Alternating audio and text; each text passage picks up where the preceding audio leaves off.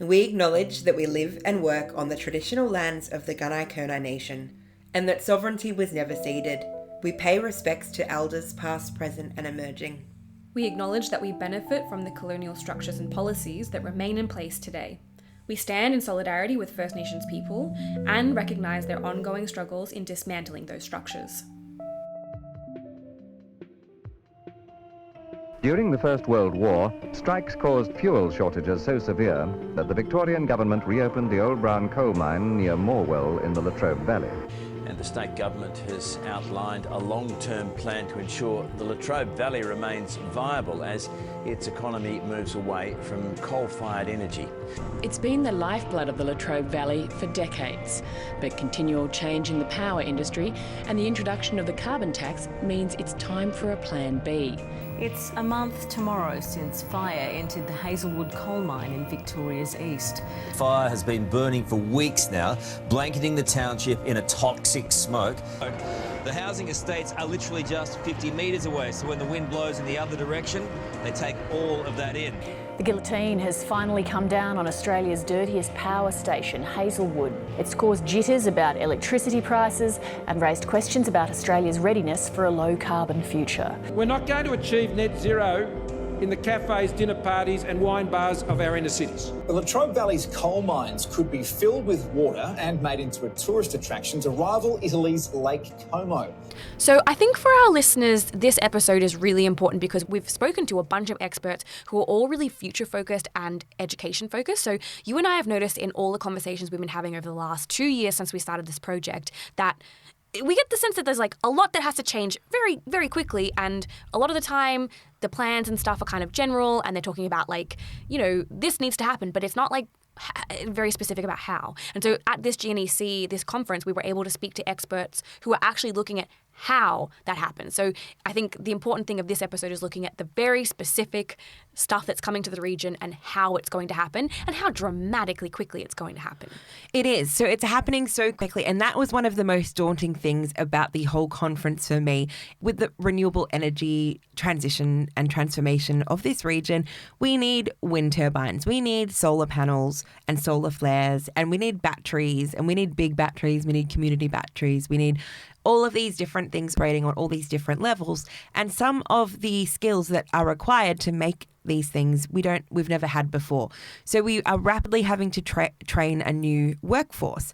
This is the biggest industrial revolution, dare I say, since the Industrial Revolution. Fancy. You said it, you heard it here first, folks. So this is huge, and it needs everyone to be on board. That's why the GNEC started in the first place, was to allow a space for everybody to come on board and talk about their part to play in the transition. I don't know if it was because we got to spend more time there, because we were there for the whole 4 days, all to bring you this very episode. I don't know, the conversation felt more cohesive than it did last year.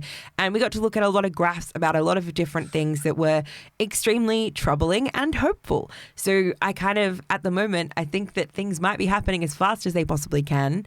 And it's still not fast enough to stop the pending climate doom. I think that duality is the theme of this episode, the hope and despair of yeah, we need to do all these things and we can, but oh my God, the amount of red tape and complexity and nuance to getting it right is very challenging. So I think the people, all the wonderful experts we spoke to, are kind of really going to speak to those sorts of themes.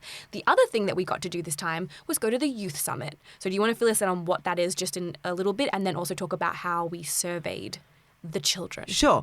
Day one was the Gippy Youth New Energy Job Summit. So we went out of our way to get some merchandise for Coalface podcast. We'll definitely put this on the Instagram. We went to town. We got, what is it called, a core flute?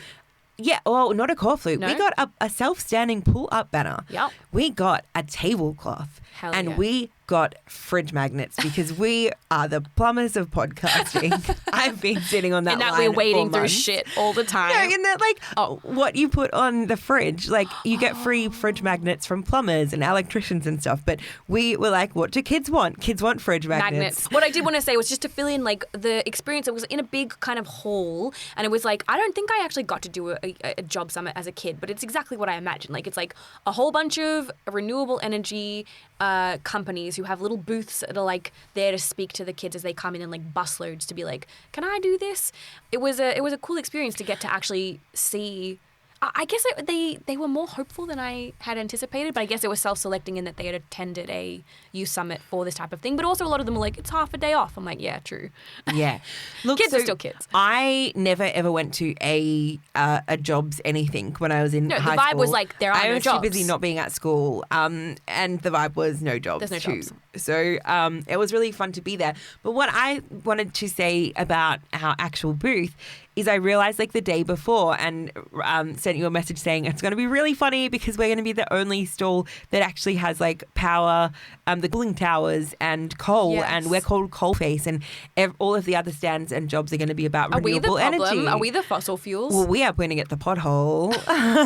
But look, seriously, we live right next to a giant fucking one that hasn't been fixed yet. So like I'm going to keep pointing at our unrehabilitated mines until something's done about that. So the opportunity to go to the youth day, and we'll talk about that a little more in a second, and to actually speak to young people, we were like, holy shit, this is like our time to shine. And so what did we do? We got a fucking survey together because we are basically data scientists. I took one subject. Josie, it was a voluntary questionnaire. Sorry, my bad. Yeah, for legal reasons, it was a voluntary questionnaire. Absolutely, you're right, my bad. You and I both have very strong feelings around our time growing up here in the 90s. We wanted to know what had changed. And so if you stick around to the end of this episode, we're going to do a big reveal about all of the data points that come through. Also, stay tuned because we spoke to a kid. We did. We spoke to a youth. And so we are going to get one youth perspective because it's tough getting kids to interview. You have to get their parents' permission and stuff too. So I'm scared of talking to their moms. They don't like me. They're like our age, Josie. Terrifying. That's even worse. Terrifying. Okay, so since we went twice, I wanted to ask you what you felt like the biggest difference was this year. Sure. So I guess this year, the Coalface podcast was like wholeheartedly embraced. We were invited into their working group meetings and things like that. We sat in on the comms meetings and we got to see behind the scenes. So that was huge. But also a lot of the critiques that were made and observations that were made from last year's conference from us and from a range of other people were taken into consideration. So they were really, really thinking about the conference from a sustainability viewpoint. Even though this year I still didn't get my printed name on a media tag, we actually got media tags that we got name tags that you could plant in the garden and they grow lettuce. So they were thinking about that. Even the bags that the conference, like the merch drop. So I think last time we maybe even made the critique where it's like we did get a lot of plastic and sort of disposable things. This year they came in like, who makes the bags? They're called boomerang bags. So they're all made from the reclaimed and recycled fabrics. So I just wanted to give a shout out to the organisers about like those changes that they made throughout the events. And also you get a lot of lanyards when you go to conferences, apparently.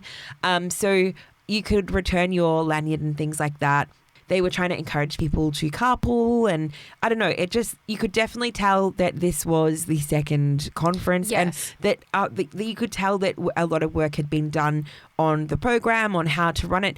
They were trying to show people how incredible the Gippsland region is and show the food and fibre side. I just want to double down on that as well. Like I think that there are always changes that things can be improved, but just seeing the amount of change that they made over a year and also seeing all of the, like, they have to serve a lot of different interests. Right. And they're managing that. I mean, we've got a critique later on about the carbon capture stuff that we'll mention later in this episode, but I think, you know, given the complexity of the situation, how many different people they need to appease, it's pretty incredible the changes that they made. So while I think it's impossible to have a perfect experience in that sense, like you could see the work and really putting their money, what's the word, like walking the walk or whatever. Walking the walk. I can see. With the seeds and the stuff. I'm like, oh my God, I wouldn't have even thought of that. So yeah, there's a lot of feedback and it makes me really curious to see like what is this going to be like the following year. And I'm super excited about that because I think it can only get better from here. Yeah. So well done, GNEC team. Who are we talking to first? Because I know we spoke to a lot of people and I'm dying to know what order you've done this in. We did. So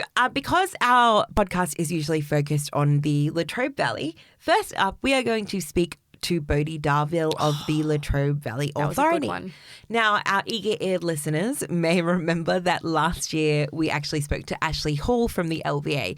But back when we spoke to Ashley, we were in the drafting stages of the Latrobe Valley's transition plan from the Latrobe Valley Authority. Remind me what that report is again, because there's so many reports. The Latrobe Valley Authority's transition plan was all about how Latrobe Valley and Gippsland is going to move through the renewable energy transition. It's in the name. It's in the title. It's in the title. And where we're going to be, or where the aim is as a Gippsland region and Latrobe Valley, where we're going to be in 2035. Mm-hmm. So to do this, the Latrobe Valley Authority, they spoke to different community groups, they spoke to industry, they spoke to schools and everyone like that to get a sense of what people wanted of Gippsland and Latrobe Valley in 2035. Now, initially, when the Latrobe Valley Authority began, they were just looking at the Latrobe Valley. In the last couple of years been tasked to look at the whole Gippsland region, which is huge. Bodye Darvil is a part of that team, and she is the Director of Emerging Industries. They do this report, right? Yeah. And so we get to speak to her about that, which is great. But I also know that interview was super fascinating because she spoke about a whole area of life down here that I really knew nothing about. Correct. So Bodye Darvil is also very involved in roller derby and was once the president of the Gippsland Rangers roller derby team.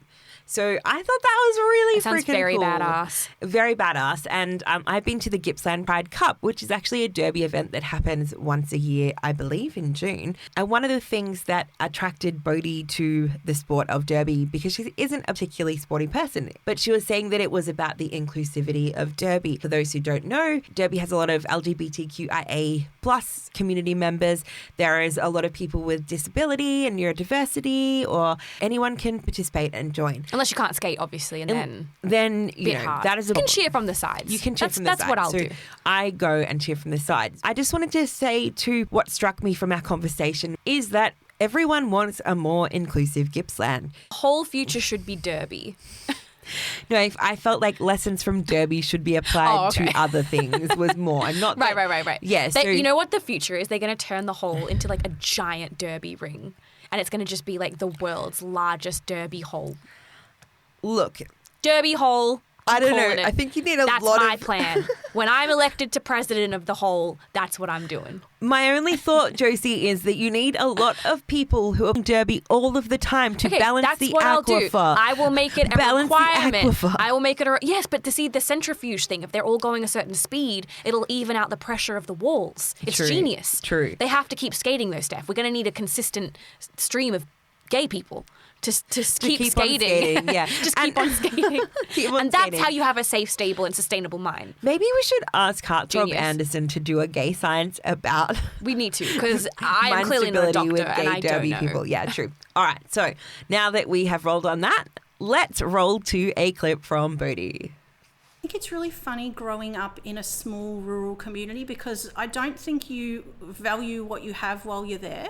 So for me, growing up in South Gippsland and in Wellington, it was very much, it was great. I lived on a small farm with my family, had a really great friendship group, really good experiences at school, that sort of thing. But then when I wanted to do university, I had to go to Melbourne because the things that I wanted to study, communications, that sort of thing, it just wasn't available locally through Monash at the time. So I had to go to Melbourne and move away. A lot of my family, a lot of my friends stayed here. And when I did come back, I did the Gippsland Community Leadership Program. And I think that really helped me to understand Gippsland as a region and to understand just the breadth of it, the beauty of it, all the incredible organisations and people that we have, the really great opportunities that we have here, and this idea that it's not just individual towns or individual local government areas, it's this thing called Gippsland, which is a cohesive region and is something that's really quite special. I'm glad I grew up here, but I think I value it much more now than I did when I was younger.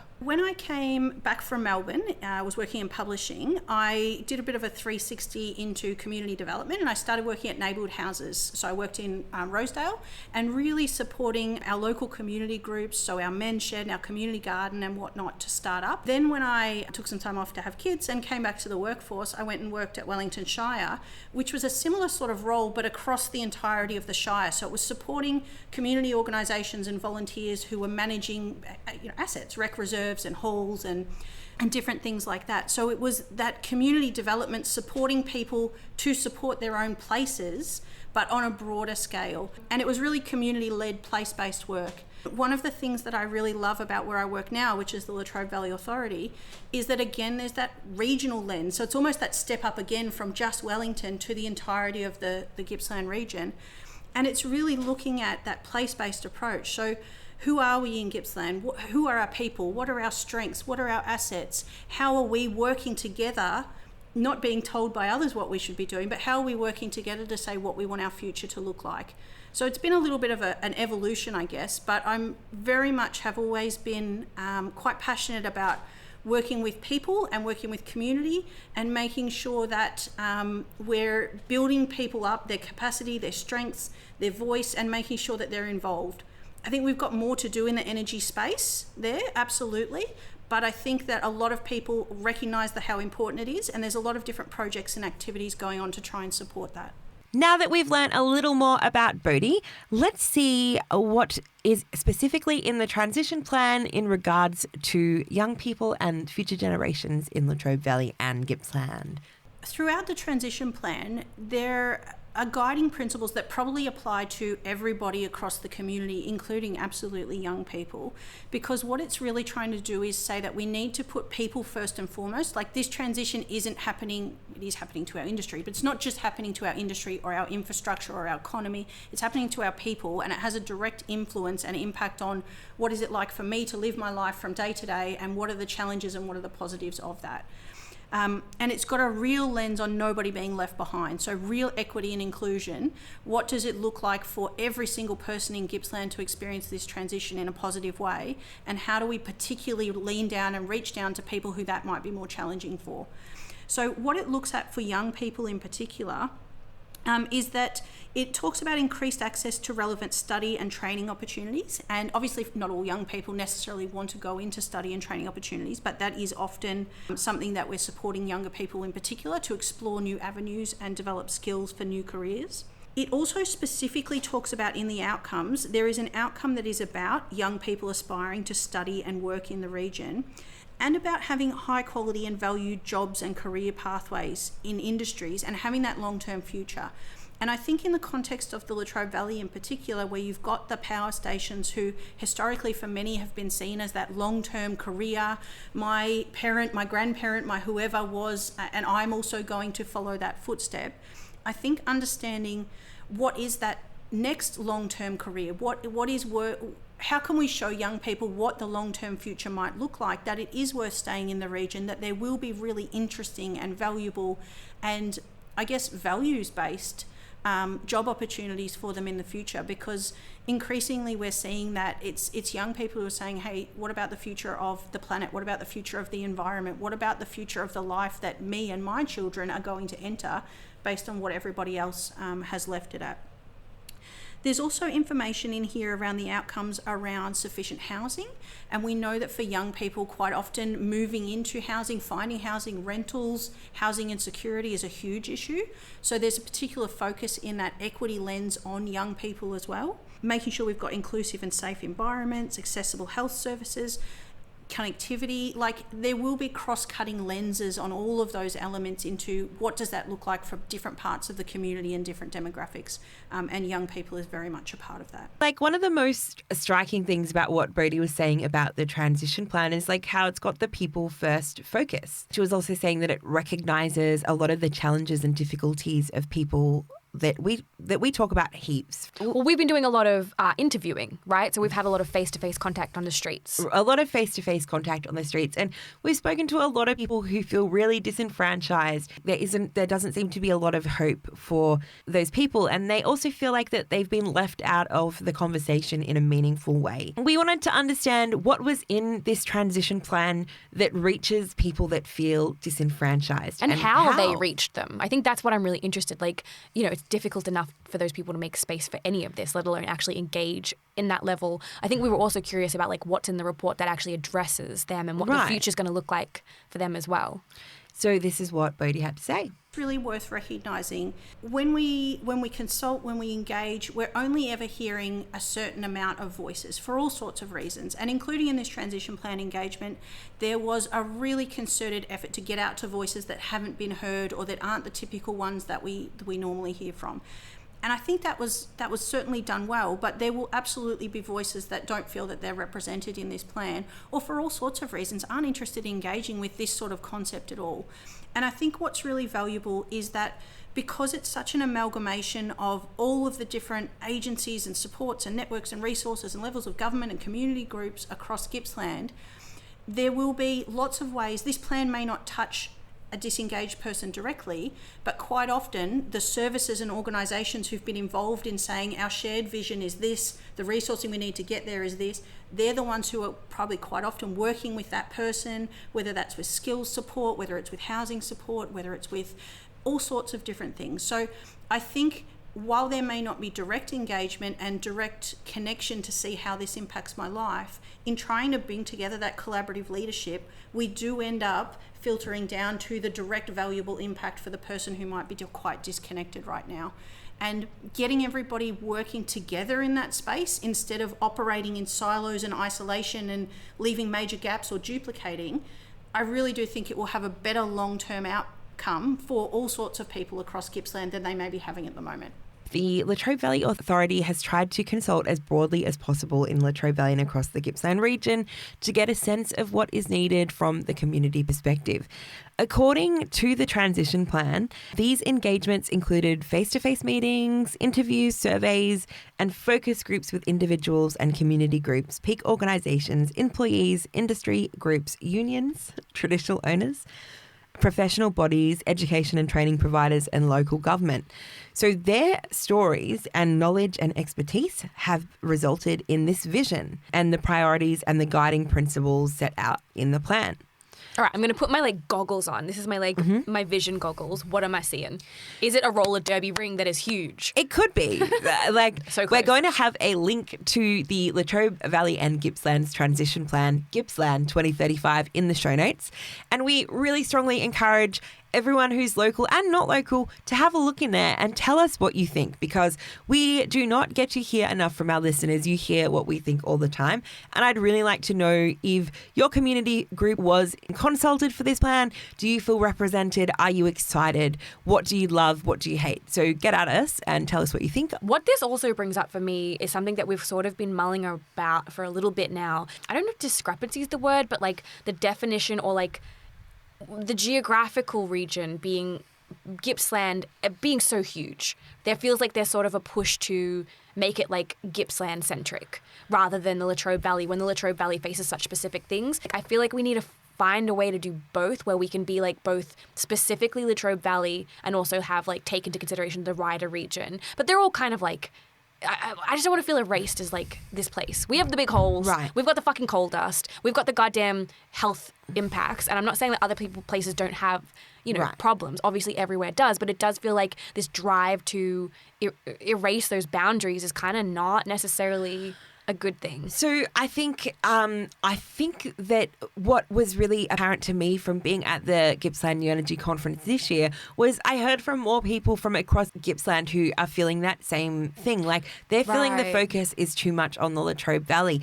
But I feel that we have these giant gaping holes that directly affect all of our infrastructure. And as you were saying, all of the health inequalities and the worst domestic violence call out in the whole of the 79 groupings of Gippsland. When you hear about the Latrobe Valley, you don't think about good things. But when you think about the rest of Gippsland, it's beautiful and it's peaceful. And I'm not saying that there are not bad things. And being at the end of the line power, places like Malakuta and Venus Bay and all of those other little towns is a real challenge and people are losing their food. But to me, Gippsland sounds nice and lovely, but the Latrobe Valley is still a fucking hole. Do you know what it's very you speak about men or whatever and someone will be like, well, not all men. It's very derail-y. The Latrobe Valley is finally having some chance at maybe justice, I don't know, or like some hope after being like utterly devastated. And while the focus a little bit needs to be on this area, but group of people, and again, I get it, I bet wherever you live there's going to be stuff and you need to have the focus, and I think that comes down to maybe like a state level of like maybe we just need more funding in general and care about these things. But it does feel like I don't know that the solution is like blurring those boundaries further. It feels like we need to like, can't we do both? Why can't we like hyper focus on the areas that need it and also do like the broader branding of like, oh, it's just Gippsland, whatever. I don't know.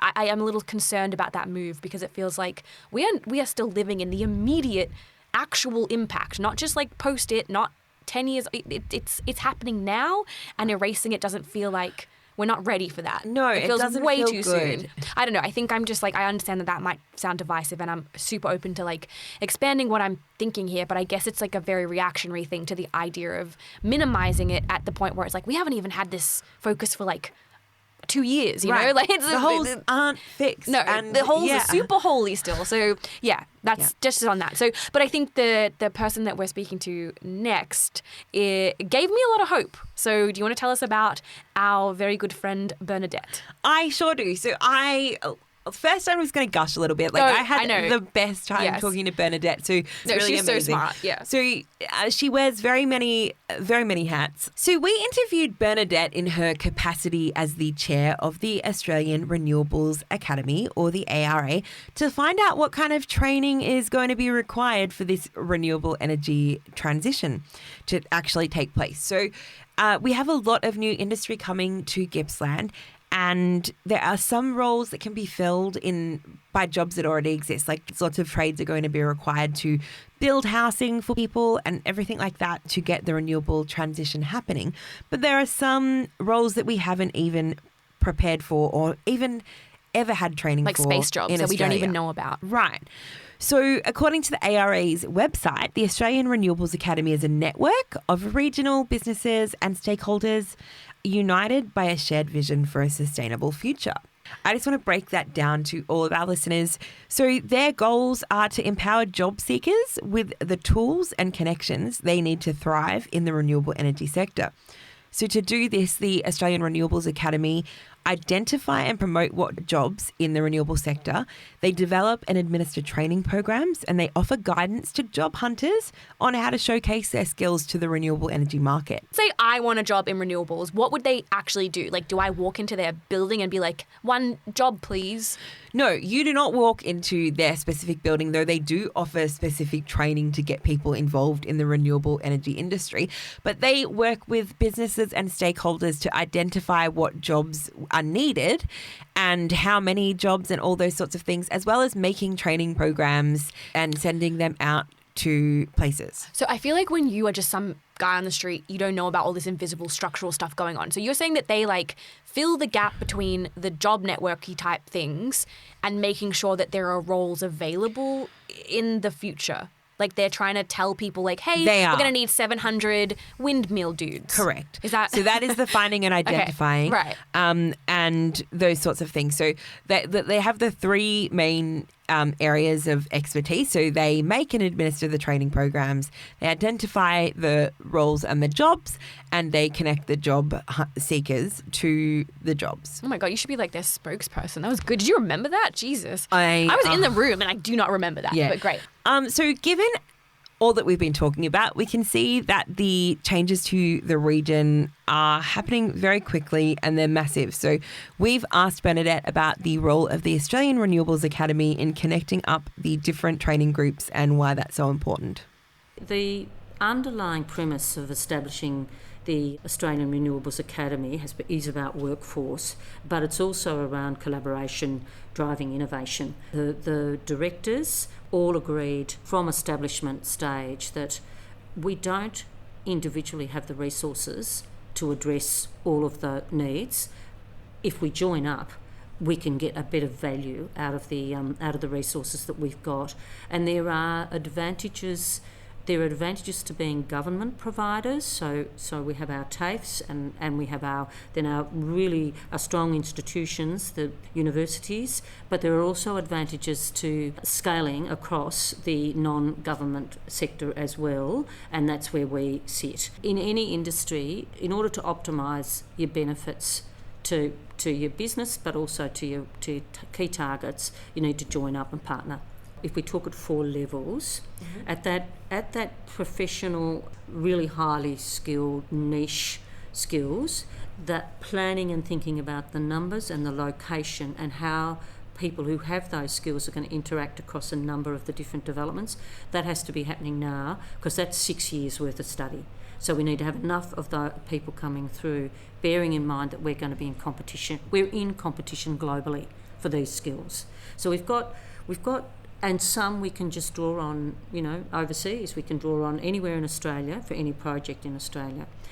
To me, at the next level, then there's the skilled trades level, and we're going, everyone is talking electricians, but there will be other skilled trades as well. We're looking at what's the apprenticeship system look like, and is that going to actually be fit for purpose going forward? And then we've got the semi-skilled people and how we actually can lift the semi-skilled into higher skilled, and create, we may need even different supervision structures because we may not even have the time to get the numbers that we need. And can we create then a pathway through, a pipeline through, so that people can come in at those critical roles that don't require the qualifications, but they're absolutely critical to keep a project on the ground. I feel like that was the clearest that we've clear. ever had the different sectors explained. Like, there's so many different areas, but she's just bang, bang, bang. Anyway, I think that's really helpful. Obviously, at the conference, you and I were sitting in that big auditorium, and we saw multiple terrifying graphs about the speed. There was that one guy who was talking about okay, this is what we've done in the last 20 years in the renewable sector internationally, and here's what we have to do in the next 3. And it was and I am cried. gesturing up wildly. Yeah, you I cried 3 times in that. Yeah, it's super upsetting. So given that we had kind of seen a bunch of that in the last few days, and then we had Bernadette in the room with us, we obviously had to ask, Bernadette, how is this possible? I think there are going to have to be a number of strategies. So we want local jobs for local people, but I think there will also have to be a reality around, have we got the numbers?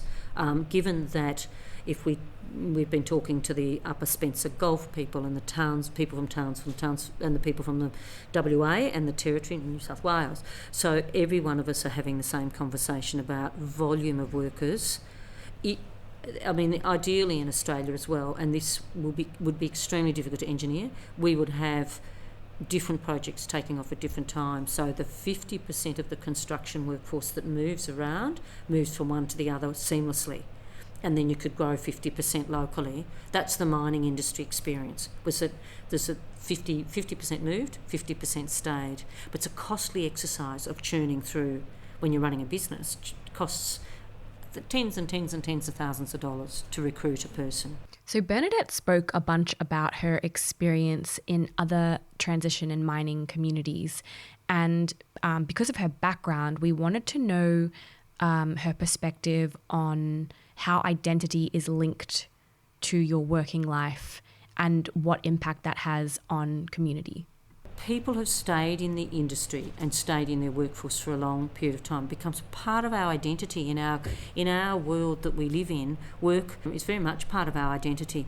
And so for people to lose the identity that they've invested their lifetime in, and to see what was valued become then non-valued, I think is extremely difficult. It's like it's the same for the guys in the forestry. Forestry transition started in the mid-80s, and it's now taken, even then people were saying it would take 40 years to get that transition. Well, it's taken 40 years. That doesn't mean that the impact on the people who are still in it intergenerationally in those industries isn't significant. And then I think the other piece becomes, we need that level of experience staying and transitioning across.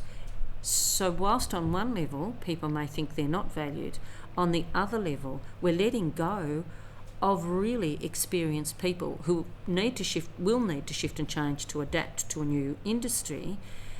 But if we've got a whole lot of people who aren't experienced coming through, who do they lean on to gain that experience? And it's these around just the things to do with how you work within large sites and how you undertake big projects. They're needed. So it's complex, I think, And the Valley's been through, like I think about the SEC, like a lot of us, you guys, you would have heard enough about it at least from your age, let alone you grew up with it. Yeah. So I was fascinated given Bernadette's perspective and unique sort of breadth of kind of moving to the area and having that sort of 80s view of things. And you and I speak about this a lot where we sure did grow up with the consequence of privatisation. The old privatisation chestnut.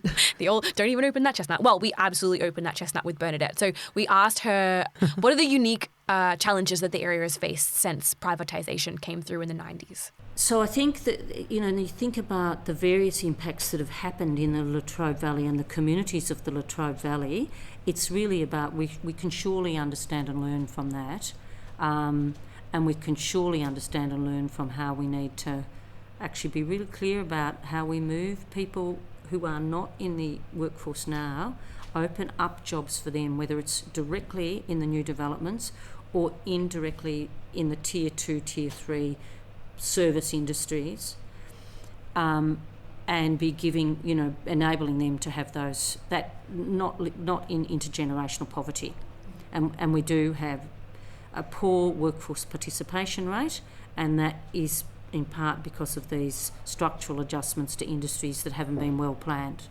So I absolutely, is that not the clearest? Like, it's just, I know we keep banging on about it, but it's like when someone explains you that information in a way that's like, the adults are in charge, and it makes me so calm. Yeah, and look, having the Australian Renewables Academy and having met Bernadette, we have all of these really, really, really smart people in the room working on these problems, which is really reassuring in a lot of ways. But still, the scalability of how quickly everything has to happen.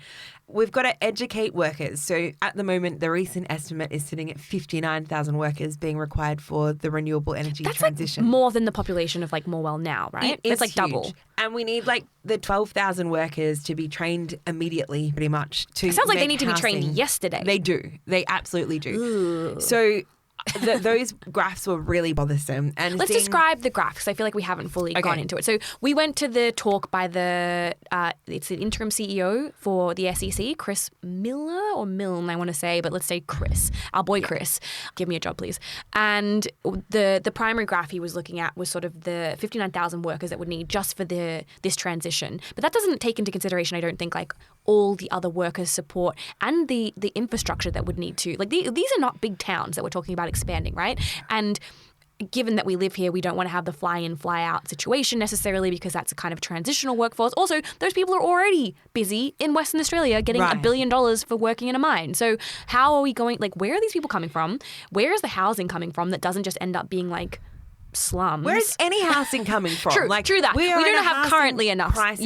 Yes. There are currently not enough houses for people, and there certainly are not enough houses for the workers that we need. Okay, what I keep thinking, the ridiculous discrepancy or impossibility between the two requirements here, right? To scale up that quickly and this possibility of having a brighter and better future, right? Those things are not necessarily mutually exclusive, but they're certainly challenging, and to make things good and better, we need time. To do it as fast as we need in order to get to where we need to be, we do not have time. We don't have time. And I think that's where I'm I can see where this is going. Yeah. I think we were here's an opportunity for a bit of a power vacuum. There's a real revolution, like you called it, an industrial revolution. Maybe this will be a better future. We're thinking about the cooperative conversation we had about creating a community and a lifestyle that is passable, workable for people in the future, right? Flexible time, not working you to the bone, all that kind of stuff, right? And that doesn't seem possible. It seems hugely impossible. And at the same time, climate change is getting dramatically worse. So I think I know that's a really big statement to make in the middle of a podcast. It's already very long, but I think to me, all of this sort of speaks to I feel, again, the duality of extreme hope because there's people like this working on it, but at the same time, this seems so insurmountable. It's huge. And to not just end up in the same place but with renewables. Exactly. I think that's a good natural segue to the next person we spoke to, who is Scott from Green Labs Futures. Now, the reason that is a natural segue is because not only does Scott do amazing work as an educator, but he also talks about our favourite thing, which is different forms of economy. So Scott is really interested in circular economies. Now, on this podcast before, we learnt about donut economy, which, if you remember, is like just a different structural, looking at trying to be less wasteful and things like that. So we're going to hear from Scott, and so we wanted to find out from him what his connection to the land was like. I grew up on GNEC Brackalong Clan land in Hazelwood North. I now reside in Warrigal, which is Brackalong Clan land as well. The connection for me to Gippsland is really strong in my family. So my mum's family is third generation coal-fired power industry workers that have been in the sector since as long as I've known. I've always observed the energy industry, but have never worked in the sector. I think the connection for us in Gippsland it's become a lot deeper. It's not just professional work, it's the people that I live in and grew up living next to and with, and like we have a really interesting opportunity ahead of us to be a part of not just a regional transformation, but to reimagine what our community could look like in the next 20 to 30 years, and that's really important for me. So in case we've lost you on that whole circular economy thing, let's get super clear. This is how Scott defines a circular economy. The circular economy is a way that we explore how to commodify waste. So it's an economics term or phrase, and the idea is to move away from a linear product life cycle towards a circular life cycle. So what we do right now is we design products like everything that's sitting here in front of us, and it has a cradle to grave type design format. So primarily what we're focusing on is cradle to cradle, which means that a product can be designed, it can then be repurposed or recycled, and then be ready for its next life cycle. And with some of the products that we have sitting in front of us, like the iPhone is a classic product that hasn't been designed with circularity in mind. One of the wealthiest companies in the world refuses to do that because they want to protect the IP that's inside the phone, and they don't want that being available to the open market. Why couldn't we have phones that are modular, which means that we only need to replace what the user can replace in a life where we can afford to replace little components of our phones, not have to manufacture brand new ones with rare mineral resources, and sell them for $2,000 to $3,000, when essentially all we need is a memory upgrade or an updated CPU chip that allows the device to operate quicker. We are very big fans of this concept. Anything that can kind of draw us out of this hellhole that is late-stage capitalism, of course. So Scott's work with Green Lab Futures is focused on helping people understand the possibility. So I wanted to know, how does he get into that line of work? Like, how do you even end up being like, oh, I'm a circular economy man? Like, what? So this is what he had to say. I ran a social enterprise between 2015 and 2019. Had a lot of learnings because we were trying to recycle coffee grounds, timber pallets from trade businesses, food waste. The learnings were that in order for me to set up a new business and to be able to support that adoption of the circular economy, we needed to be able to use those learnings to talk to businesses across Gippsland and around what the opportunities were for a circular economy to be adopted in Gippsland. The work that Green Lab Futures does now is to really explore those questions that aren't being asked, to ask them, and to, where necessary, kind of lean into the uncomfortable conversations that are a bit more taboo around, why don't we talk about waste as a commodity in Gippsland? Like, we only tend to talk about energy as being a commodity, but there's lots of waste opportunities that we could be using to build new employment opportunities that we aren't doing and aren't talking about. So for our work, we're researching, and we've set up a partnership with Federation University to research case studies across the Gippsland community to try and normalise the circular economy adoption, and with the hope to highlight some of these opportunities for the region, so that then becomes a piece of work that people can look at and say, oh right, here's an opportunity, maybe I have a skill set in this area, maybe I should be looking at how I can design a new business in that space to help fill that void. As as you've probably gathered by now, that we here on the podcast, both individually and collectively, love to know how to argue with people. So we asked Scott about the kind of opposition that he faces to the idea of a circular economy. The main pushback that we have is that I think the conservative viewpoint tends to rise up and say that we don't need change. We can just keep doing what we're doing, and that's not good enough. I've got young kids. My wife's due like in the next couple of weeks, and I'd like to think that the work that I do can help shape a better future for them, and obviously other kids that are out there. That means that they don't have to take on the responsibilities of just ignoring what generations before them could have been doing. For an energy transformation, in my eyes, to take place in Gippsland, I'm a big believer in that we need to understand how we can design out the waste that will otherwise be stockpiled somewhere, and I believe in multiple sites across Gippsland, that we want to avoid from day one, and start to have that conversation. Conversation one was had today in a room full of 80 people, and it was received really well, really, really positively, I think. And I think we need many more of them. We can't just have one conversation and then say, all right, that's done, let's move on, let's tick that box. I think we need to continue the conversation and then ensure that all of our new stakeholders that come to the region understand what Gippsland's about and the principles that we want other businesses to be socially responsible in line with, so that they can be operating on our terms, not on their own. So this leads us to wonder, is the structure of capitalism at odds with the requirement to move to a circular economy? And this is what Scott had to say. That's a good question, and one that I grapple with, because as a conscious consumer, like someone... The operative being consumer, though. Yeah, and the challenge of refusing to buy new unless I need to. For me, it's not a challenge, but I see it as a challenge in the everyday world for everyone around us.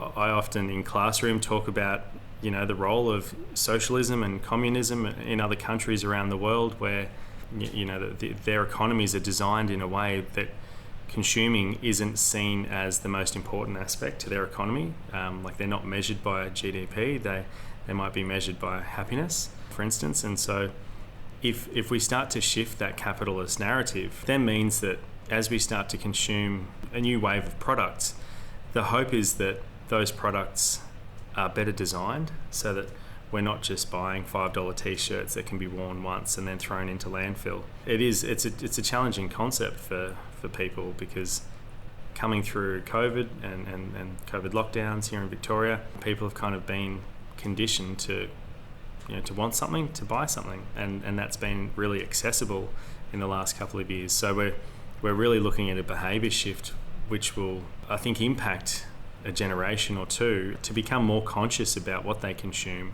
and to cut down the consumption where they can. So given that Scott's work is largely centred around human-centred design, that made me wonder, with someone with that sort of perspective and lens, what does he think that the future looked like? So we asked him for his sort of big vision, and this is what he said. I think it's really obvious that the conversations in the energy transformation aren't focused on those people, and it's focused on how a transformation can happen in order to then, as a byproduct, create additional jobs, which then means that will impact the people in the communities. I think, from my perspective, there's been a number of research projects be undertaken to look at systemic change in the valley without looking at or talking to people and getting their thoughts on how they believe, or what they believe a version of Gippsland could look like in the future. For me, it's a bit tricky because I work with a lot of these companies, and I've now actively been calling them out, suggesting and stating that I think that's just lip service or greenwashing. And I think we've got to stop now, because if we keep doing this and we keep saying that people are included in the conversation when they're very clearly not, that we're going to get down the creek and paddle is going to be well and truly lost. Life needs to be designed by lots of people, not just the people that are in the room. And I think for me the opportunity is that if we engage everyone in the community, and it's not just tokenistic, it's deep connection, in order to fully understand what people want, not just what we think they want, but what they want, I do think we'll have a different future for the next generation coming forward. And it won't be just jobs, it'll be a different community that isn't just centred on kind of the traditional values of what patriarchal society has been a part of for the last 100 years, but it'll become centred on people being unique people. We actually fit into many different categories, and to be able to acknowledge people, that to be able to acknowledge and apply that conversation in deep connection, I feel can allow the youth that are sitting out there now wondering what our region will look like to have some hope that there are people out there actively in there batting for them, wanting to know that that we're not doing this for ourselves, or I'm not doing it for myself, I'm doing it for the generations to come, because I don't want them to grow up saying, gosh, you guys did nothing.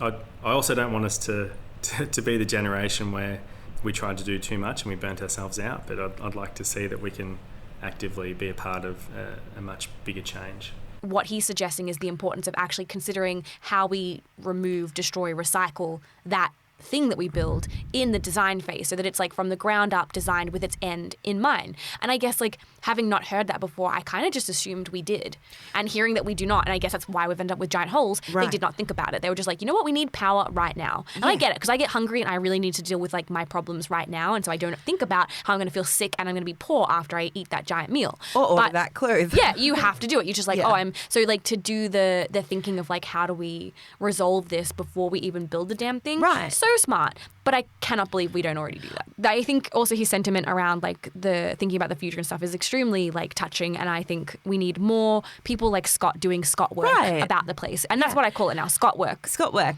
So the next person that we're going to speak with is the incredible Kate Foster. So she's the Regional Stakeholder Manager for Corio Generation, which is an Australian-owned offshore wind developer. So Kate also happens, and this is what we learned over the interview, to be one of the key reasons that the GNEC came about in the first place. So I found out that when she was working for the Wellington Shire as the Manager of Economic Development, so a very fancy title, she realised that there was an amazing opportunity to host a conference and showcase all the different types of renewable energy. So she put together the initial plan. So I think she kind of saw the fact that there was all these huge projects and sort of economies and stuff coming to, or industries coming to the region, and realised that they weren't all talking. And so Kate's sort of the person who put together that initial concept. We actually got to speak with Kate just after the Corio Generation's presentation at the GNEC, and then we also found out that she happens to be a local.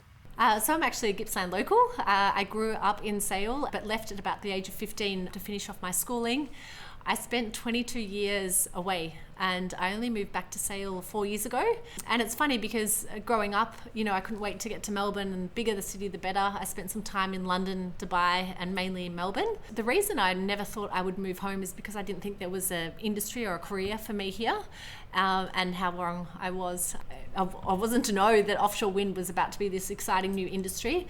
So when I returned home 4 years ago, I got a job at Wellington Shire Council and was the manager of their economic development department, key point of contact for all the activity happening in the renewable energy space. And I guess it's right place at the right time. Something that I'm really passionate about is offshore wind, and decided to go project side 12 months ago. So, given Kate's background and our own experience with feeling like we just had to get out of here to create a life for ourselves, we wanted to know if she felt the same way, having moved back after 22 years. Yeah, I think it's almost around the point of the fact we need to reframe success. My parents never even talked about me staying in Sale as an adult and for a career, partly because they thought all the opportunities were in the city and the big smoke, and yes, university and things like that, of course, but it was never discussed about coming home. In retrospect, it's quite funny coming home now. I appreciate Gippsland so much more, and it's a beautiful place to raise children and have a great work-life balance. And I enjoy Melbourne more now too. I just go and have my quick fix, and after a few days I'm like, get me out of here, I'm ready to go home.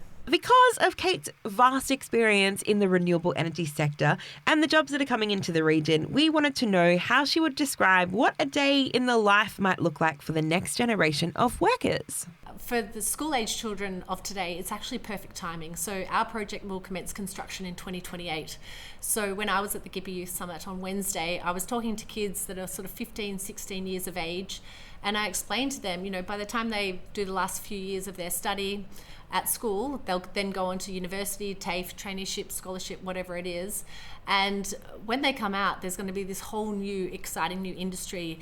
And, offshore wind actually has this technical mindset that you need to be a marine scientist or an engineer.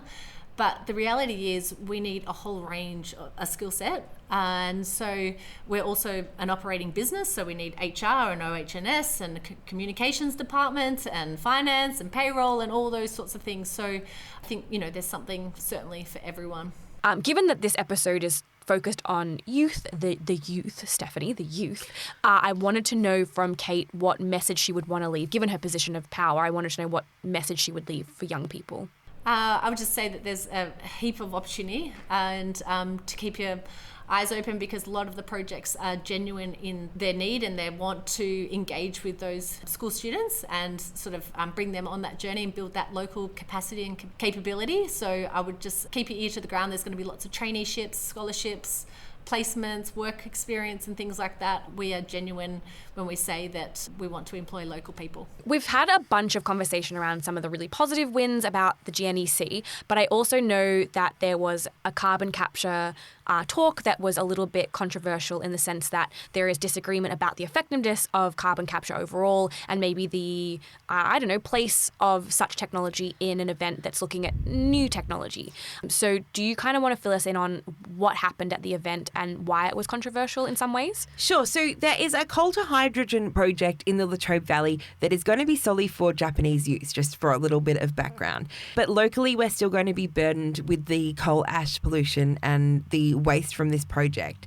And we already have tons of coal ash pollution that is being stored in the Hazelwood mine. One of the questions that we need to ask is, what benefits is this carbon capture and storage project going to have for the Latrobe Valley community? The basic premise is that these devices somehow capture the carbon that's in the atmosphere and store it in a theoretically safe way. That's sort of the general idea that's being put forward, which sounds good, right? It sounds like that should work. Right. It sounds like that it should work. However, it doesn't. It's not that simple. And we can go into that in a whole. I feel like it's a whole episode. It is a whole someday. episode.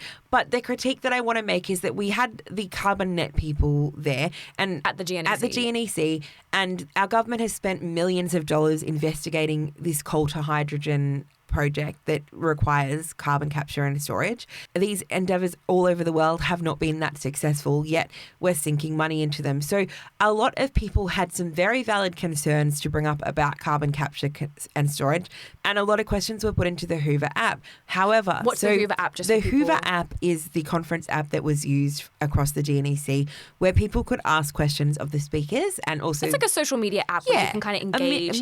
Mini social media. Yeah. The questions that were critical of the carbon capture and storage process were very much glossed over. Glossed over by the moderator? By the moderator, and they were not answered. And the questions were put in there well ahead of time as well. So we spoke with a couple of people that we knew who were in that talk and were very unimpressed with the way that the whole conversation was handled when any kind of critique was brought up. The people that we spoke to that were there in the audience, one question got through saying that there are many people that disagree that carbon capture and storage doesn't work.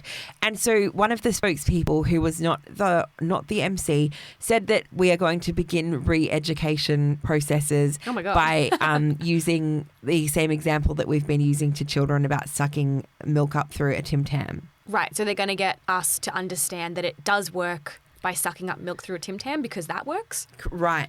So anyway, they were not taking the criticisms of carbon capture and storage seriously at all and addressed them in a very superficial way was the critique of what we heard back. Yeah, that they're very much talking about this as a new and emerging industry, and I don't think that an industry that is reliant on burning coal to create it is a renewable industry, and it's not a new energy. It's not. I don't think it doesn't fit to me into the umbrella of things that should be focused on. And also, it's going to be used as a band-aid for carbon producing fossil fuel giants. Well, that's my understanding. To keep on producing the same bad things and just delay the consequence a little. Yes. So I think, I remember that this was part of the organising. There was debate about the placement of this. I can understand why they would want to have the conversation in an open forum, in the sense that that is happening and therefore there should be debate. I guess it's a little disappointing that the criticisms weren't necessarily able to be addressed directly, because that would have been ultimately the best thing for it. But I'm with you. So my understanding is like there is actually a place for this technology if we were using it as an interim measure to deal with some of the shit. But that's not how it seems to be going down. It seems to be a sort of greenwashing effect again, where they're like, well, we're just going to do this now instead. And so I'm not really quite sure like who that benefits or why the state government has kind of gone so far down that path. And again, we can look at that a whole nother episode, but I guess like just to flag that like that did happen at this event. The organisers did choose to put it on, although in a smaller space, but I guess like ultimately I think the conversation would have been improved if more engagement had have come around the critiques. Right. And just specifically with the Latrobe Valley project in mind, because like I have been following this and I've read up on it, it is just not financially viable because it requires a whole new pipeline being built. And this has just like been a huge episode, but we're about to have a breath of fresh air because... Okay, so we have gotten through all of that, and now we are going to find out not only the results of the voluntary questionnaire, not survey, but we also are going to speak to this incredible young woman that we discovered at the community day. My gosh, what an absolute boss. So Ellie is actually a year 12 school captain at a Catholic college in Sale, and she actually wants to be an engineer and project manager, and she's very specifically interested in wind farms. Given that she's so passionate about wanting to become like an engineer and working in that industry, we both really wanted to know, given that it's traditionally a male-dominated field, how she felt about stepping into an industry like that. Yeah, so I think when it used to be like, you know, like the physics, maths subject used to be like male-dominated, it's pretty much 50-50. I see so many really interested and dedicated and passionate like young women that we just like... There's a lot less barriers, I feel like. People aren't having to compete against like male-dominated courses anymore because there's so much help from universities, scholarships to get young women in there, and it's working.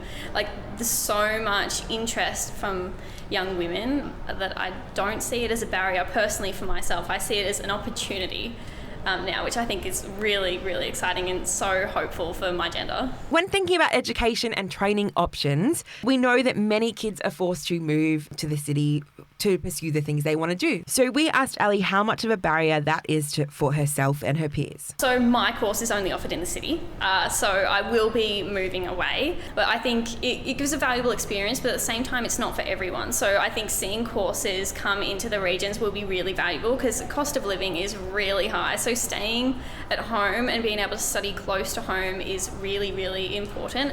And I think that it would just be so timely and accessible to start bringing those courses to really close. So I think it's really important, I think, to make it seem more accessible for young people. And it shows like a dedication from the universities and educational providers that this shift is happening around us.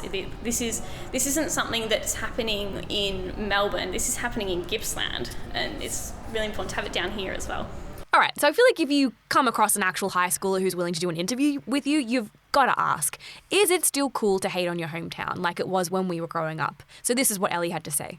I think there's two different people. So sort of people who, small towns, it's kind of harder to be yourself. But I think it's definitely improving. A lot of people seeing more opportunities for jobs in the region.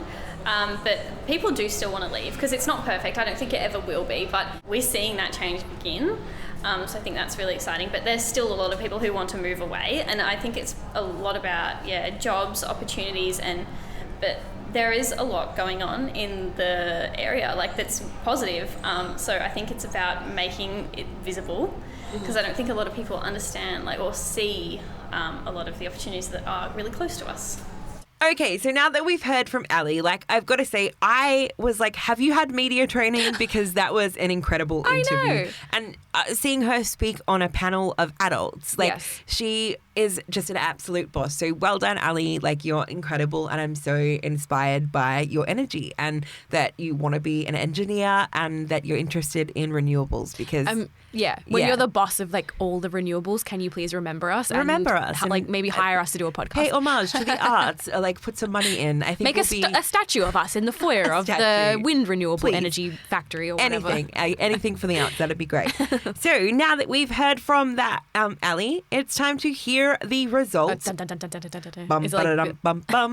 survey. No, I mean, what are you calling it? The voluntary questionnaire, which for very much legal reasons, we definitely have to say. It was voluntary. It was a voluntary questionnaire. It is definitely not a survey. Definitely optional. So definitely optional. All right, so it's time to reveal the results from this highly scientific study. I did one semester of data journalism, so I absolutely know what I am talking about. So generally, the respondents of the survey, 87.55% were under the age of 24. So they were between the ages of 15 and 24. 96% live in Gippsland.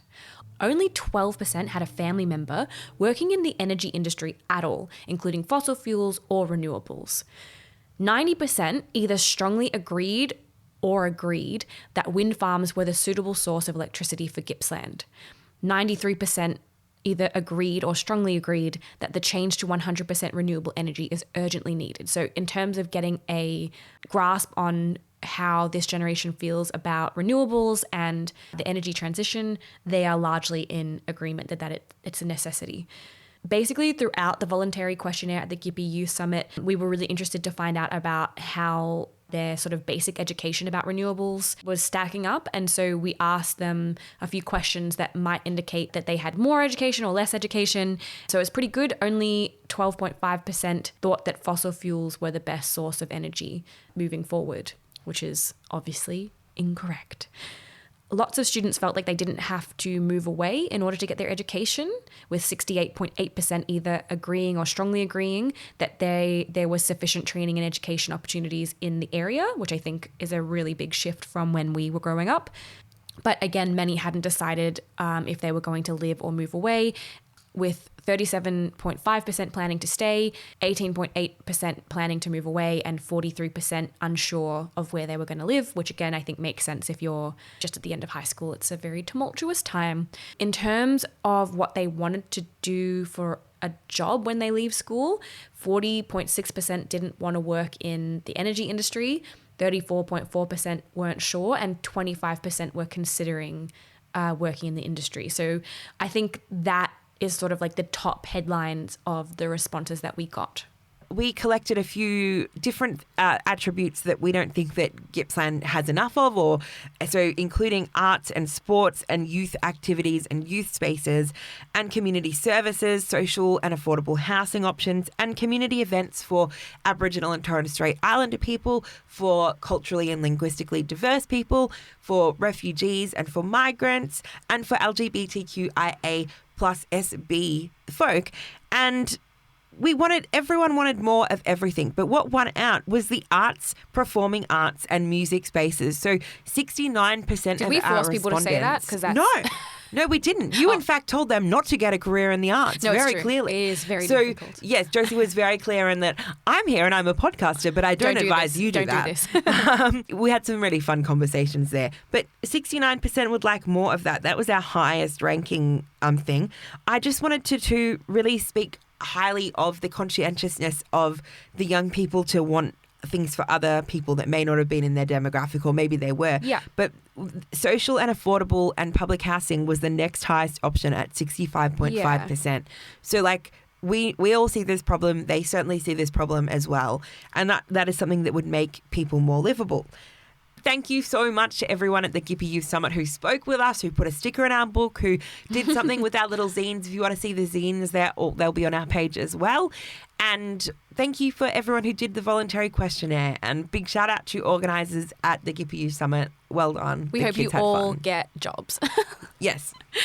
All right. So I think the final person that we spoke to, and we caught her at the very last minute of the very last session that we were in attendance on the community day is Michelle Isles, who is the incredible media manager and powerhouse of communications behind the GNEC and at the Gippsland Climate Change Network. So we managed to catch a very, very quick interview with Michelle just at the very end, and we asked for her reflections around how she felt the conference had gone up to that point. And this is what she said. I've heard people talk about the energy that this event brings, and it's about human-powered energy. You know, a lot of events that are in the cities where people talk about regions aren't as connected. But when people put their feet on the ground here on Gunai country, they feel that energy, and they have no choice but to look around and connect and actually think about, you know, what it looks like together to do this. So that might seem quite high level, but there's an energy here that's needed to create better outcomes, and I think that's one of the things we've achieved. Given that we had a little bit of Michelle's time, we also wanted to know if there was any particular ideas or actions from the conference that had sort of really excited her or sparked her interest. I think there's a huge opportunity and a need to listen to First Peoples and Gunai, and I think that really came through. And for me, you know, I hosted a panel, and I was involved deeply in conversations. I had, you know, a friend, Paul Padden, up on stage for the dinner. You know, and for me, it's just this moment in time where community are seen and they're heard, and we need to make sure that their outcomes and aspirations are front and centre. So I'm hopeful that came through for everyone else. I did hear lots of talk about it, but it definitely resonated and stood out for me as something that's unique about this region. No else in the world is there the Gunai people and their history and culture and place. So we've reached near the end of our episode, and I just once again want to say a really big thank you to everyone on the GNEC committees, like working group committee and subcommittees, who made us feel very welcome in the lead up to the conference and also during the conference. One of my major takeaways, like I have been describing my experience at the festival as oscillating between super hopeful and super despairful, because the enormity of this is huge, as I hope everyone's understanding like the enormity of the renewable energy transition. But I'm taking solace in the fact that there are so many brilliant people on this problem. There are so many businesses and people working in industry and education that just have, you know, such a strong and good focus. There's so many academics that are bringing research-backed methodologies for industry to do better by community than they've ever done before. And no one's ever held industry to this much account, but also the despair that the money is, you know, we have to follow the money largely on this. So I just want to say I'm super hopeful about the future, but I think it's important to keep having these conversations and to make sure we see legitimate social license and legitimate community benefit sharing, because communities deserve to benefit from whatever industry it is that they hold. I'm with you. I think we said at the start that this episode was themed around the duality of the ultimate, again, privilege and possibilities and the hope that's there. And I always think about this working in the climate space, like everybody's like, oh, can't we tell hopeful stories? Can't we look to the bright side of things? And like I get in so many ways why the temptation is to do that and to focus on the positives. And, you know, I'm a relatively try to be pragmatic person. Like I understand this is an imperfect situation. We have to do things sometimes imperfectly if we're going to do them at all. But at the same time, the more I learn about what does Rhonda call it? The wicked problem. The more I'm like, oh, the compromises that it seems that we need to make in order for this to work at the speed. Like it's so hard not to feel frustrated by previous eras of not doing this sooner, and even just the slowness with which we seem to still be working on this. And I'm torn between my desire for fundamental good change and my desire to not die in climate catastrophe. So I it's hard to reconcile those two things. And I'm hearing two very distinct sides: the people who are just like heads down working on solutions for how to make enough energy quickly so that we can make this transition, and the people who are like in the trenches working on the like living reality of people who are already facing climate catastrophe. And I guess I don't see a lot of that in one place. And I think the GNEC has an opportunity to do more maybe in that, bringing the people who are in the trenches to the people who are in the boardrooms and closing that gap, because we're all people and we are all on this fucking flaming ship together. So why don't we just, get it together? So like, I'm with you. Like, I think I feel climate grief and despair, and I'm not sure what to do with that when I also know that that's not helpful, but it's there.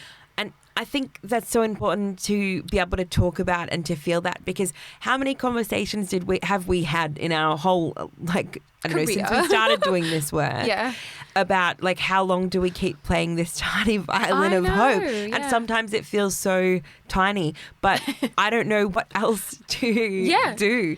And I think that's why the hopeful messaging is so important and the solution focus is so super important.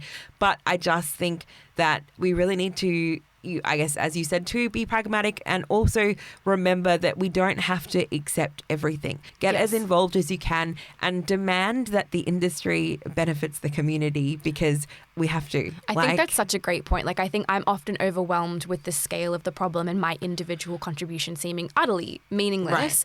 But I think we're both examples of I personally didn't know a lot about this when we started this podcast, and now we find ourselves in these rooms with people. And, one win I'll share is we were able to have conversations with an industrial group and sort of share that there is more complexity and nuance to this region than maybe they knew about.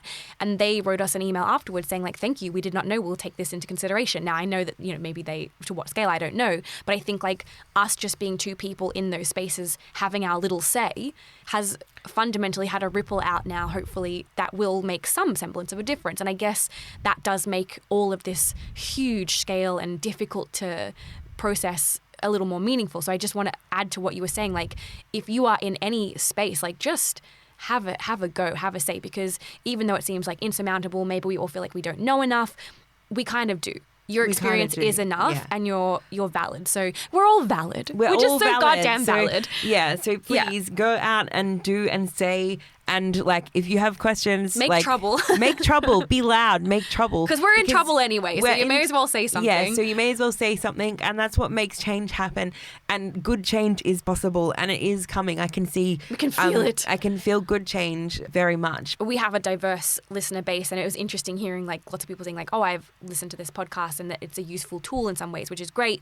But I think given that, it's it'd be nice to see that expanded out and have those conversations with a broad range. So anyway, I think that's brought us to the end of the GNEC Spectacular 2023. We hope that we've answered at least some of your questions around what happened. If you have other questions, feel free to let us know on social media. Give us a follow, give us a listen, give us a like. Tell a friend, send us an email. Yeah. All the information is in the show notes and in the links below. And you can ask us questions, because we'd love to know if we haven't answered something. We did learn a shitload more. We have a lot of interviews we had to cut, so there may be information we can send to you about everything. I want to say a huge, massive thank you to our guests, Bodye Darvil, Bernadette O'Connor, Scott Douglas, Kate Foster, Ellie MacGregor, Michelle Isles, and the whole team at the GNEC for being so generous with your time. You can find the resources in the show notes for this episode. The music for Coalface is by Anonymous420 and Loyalty Freak Music. The series is written, edited, and produced by Josie Hess and Stephanie Sabrinskis. If you like what you heard, find us on Instagram at coalfacepod or send us an email to coalfacepodcast@gmail.com. Look out for the next episode of Coalface in 4 years when we get around to it.